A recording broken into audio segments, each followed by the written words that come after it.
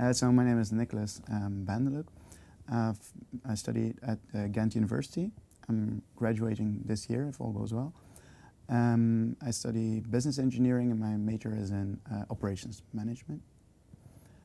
So next year I'm looking to apply to a US university. In the first place, I wanted to apply to Stanford, but then they advised me to apply to several schools. So I looked up some more programs and I found some interesting programs in MIT as well.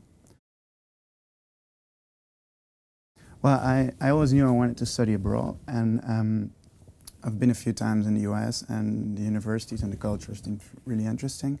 So I decided to apply for these schools, but since my university gives little information on what to do, what requirements you need, I decided to talk to some people, went to the library, and I all found that they all said to me, you have to do the GMAT test, it's a really important test. So I went to Amazon.com, bought the books, and started studying. 2 weeks later I took the test, and then I wondered, what programs do I want to do now? So I started looking up these programs, saw the requirements, and they all required GRE. So there I stood with my GMAT score. So 2 months ago I took the GRE test, and so I've done both GMAT and GRE. Same for IELTS and TOEFL. You needed an English proficiency test, and I did the IELTS test, but the programs I wanted to apply to required the TOEFL test, so I also took the TOEFL test. For me, the major difference between the two tests was the verbal section. For GRE, I had much more difficulties with, because I'm a non-native speaker, they asked for words like placid, skittish, aloof. I had no idea what they meant. In GMAT, with my English background, it was much more easy. The test was much more business focused, so also the text and everything was much more focused on business, so that was easier, given my background also, to understand most sentences. So the major difference was in the verbal part. The quantitative section of the GRE was, according to me, also a bit easier than the GMAT. So that was, according to me, these are the main differences between GMAT and GRE. In Belgium, generally, you have a very good background in math, and so I studied about a week for the GMAT test. I went through the quantitative section to refresh all the little rules you have to know. So that went quite well. For the GRE, it was about the same, but as I said before, with the background we have in Belgium, you should be safe for the quantitative section. The verbal section was something else. I studied the examples they gave, and I tried to understand how they asked the questions. But still, for a non-native speaker, it was quite difficult. And also, I didn't really find a good way to prepare for the verbal section. So maybe it will be useful if you are looking to do the GMAT or the GRE test, to find someone who can explain you more about the verbal section, because I think that's essential for a non-native speaker to make a difference.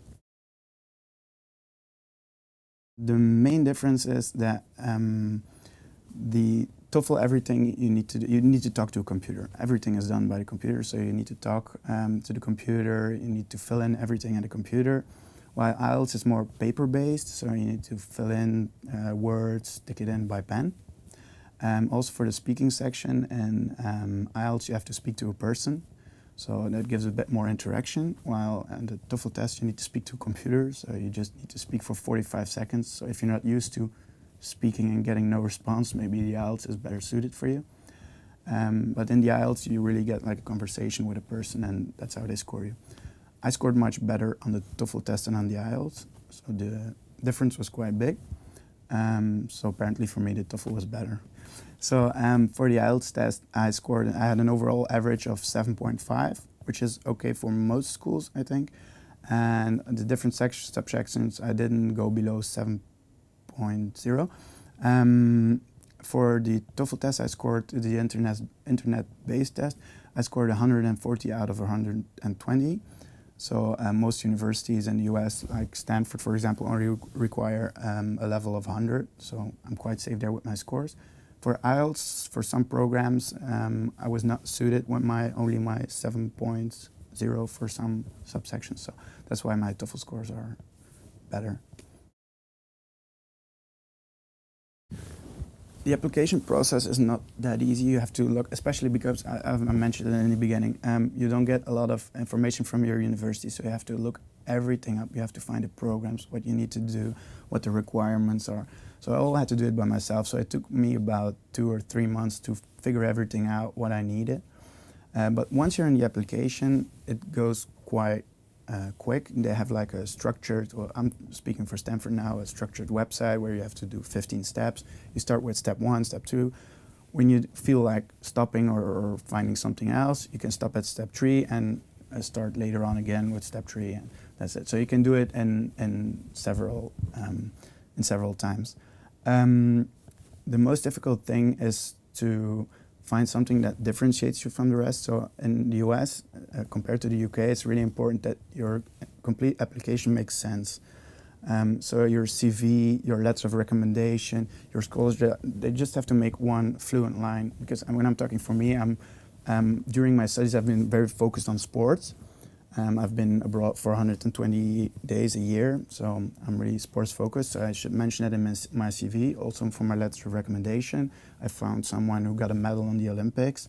So my complete application makes one fluent, coherent story. So I think that's really important, that you have a coherent story. So in your CV, your statements, your letter of recommendation, should try to make one coherent story. I come from a university that has a really academic focus. So I was hoping to get some more experience, like in-company projects, like network, like meet new people, instead of being at home writing a paper all day. That's what we have to do now. We have to write a thesis, write some papers, study these thick books. Then you get an exam, you write everything down, and then 2 months later you forget it. So I am hoping that when going to the US, I get to do some in-company projects, work together with companies instead of just writing papers and studying thick books. I want to know the practical side of what I've studied for the past 5 years. Als jullie willen appliceren voor een programma in Amerika, laat jullie vooral niet overlopen door al de vereisten dat ze vragen. Het is eigenlijk vrij gemakkelijk om daar allemaal aan te voldoen. Begin er op tijd aan, neem vooral jullie tijd en bekijk alles stap voor stap. En vooral als je vragen hebt, ga naar mensen dat er al geweest zijn of spreek met professoren van de universiteit. Vaak zijn er professoren die zelf in Amerika gestudeerd hebben en die kun je dan echt goed helpen bij je applicatie. Dus dat kan echt handig zijn. Of ga naar een bibliotheek en zoek het op. Ook de websites van de meeste universiteiten zijn redelijk representatief. Dus daar vind je ook heel veel informatie op. Maar laat je vooral niet afschrikken door alle dingen dat ze vragen. Ook als je punten bijvoorbeeld iets minder goed zijn, of je GMAT-scores vallen een beetje tegen, of je GRE-scores vallen een beetje tegen. Laat je daar niet door tegenhouden. Appliqueer en zorg ervoor dat je een sterke applicatie hebt in andere punten. Zorg dat, zoals ik al gezegd heb, dat je 1 verhaal hebt. En dat is heel belangrijk. Daar kijken ze veel meer naar dan is hij de eerste van zijn klas. Want je kunt mensen hebben die zich enkel bezighouden met hun studies. Of mensen die naast hun studies nog 5 andere dingen doen. En uiteraard hebben diegenen die 5 andere dingen doen, hebben meestal minder goede scores, omdat ze bezig zijn met andere dingen. En dat vinden ze in de US heel belangrijk.